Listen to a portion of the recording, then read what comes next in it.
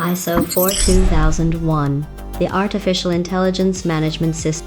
There is now an international standard for making sure your artificial intelligence doesn't ruin your Tuesday. It arrived in December 2023. Nobody threw at a party, nobody wore a little hat. It just quietly became the first international standard for an artificial intelligence management system. And most companies who are already using artificial intelligence in production have never heard of it. That's not a dig at you. That's a dig at the industry. Everybody wanted the artificial intelligence.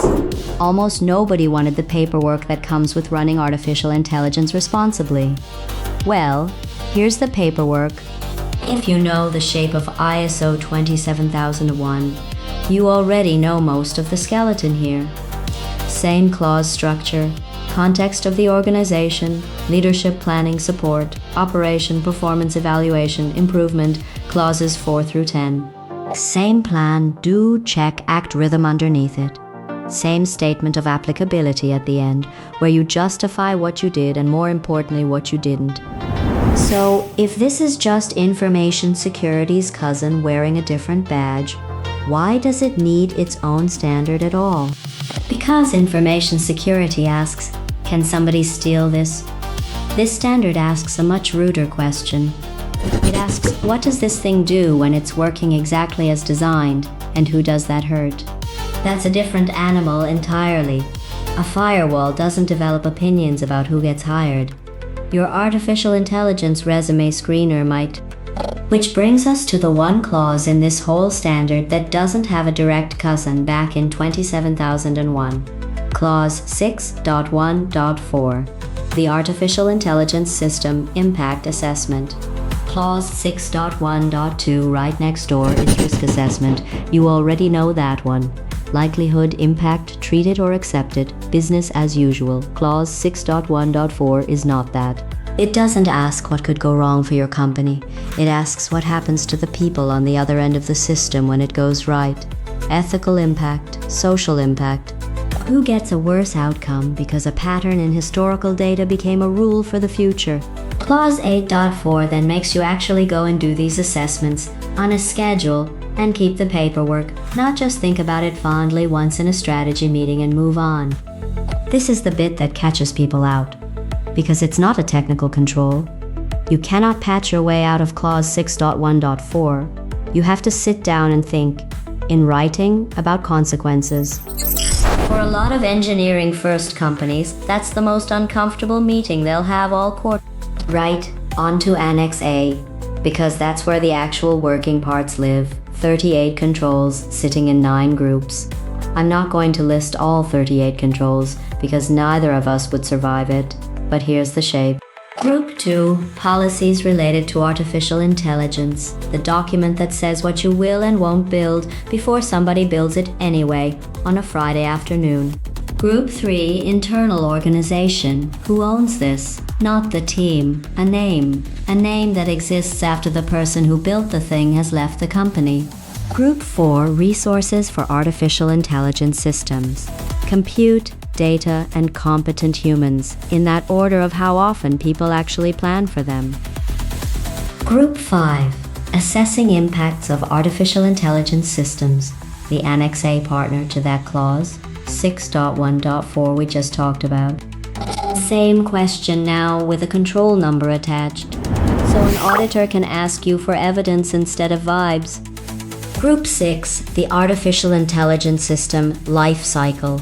Design, development, deployment, retirement. Yes, retirement. Somebody has to be the one who eventually switches the thing off. And right now at most companies that job belongs to nobody. Group 7, data for artificial intelligence systems and data governance controls. Where your training data came from, whether you were allowed to use it, and whether it's quietly rotten in a way that only shows up once real customers start hitting it. Group 8, information for interested parties. Telling people in plain language that they're talking to a system and not a human, not because it's polite, because in a growing number of places it's the law, and because it's the single easiest control on this entire list to actually implement, and the one most companies skip out of vanity.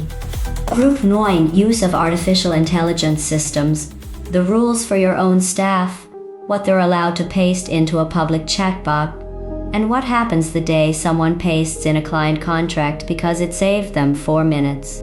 Group 10. Third-party and customer relationships. Because your artificial intelligence supply chain is not just the model you built.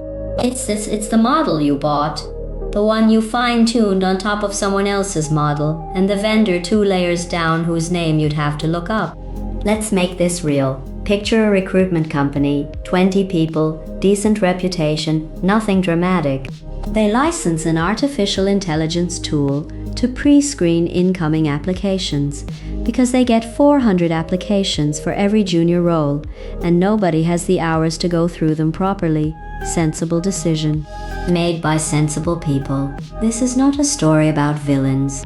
Failure 1. Nobody ran an impact assessment before switching it on.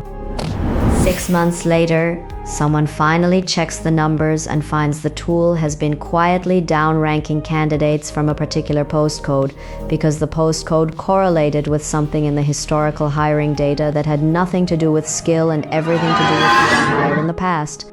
The system did exactly what it was trained to do. That's the horrifying part. It worked perfectly.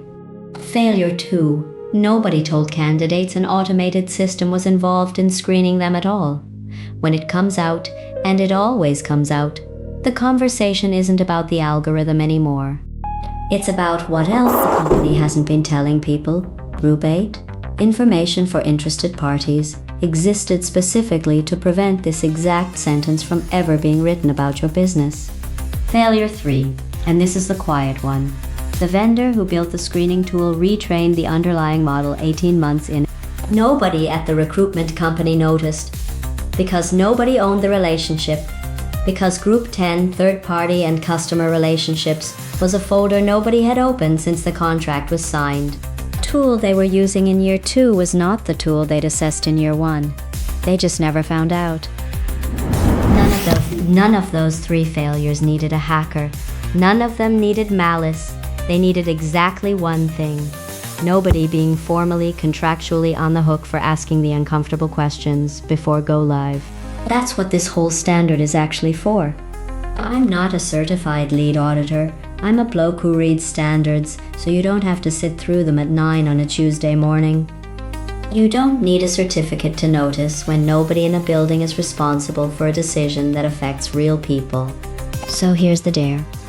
Before Friday, find the artificial intelligence system your company already has running, even the small one, even the one somebody signed up for on a free trial 18 months ago and forgot to cancel.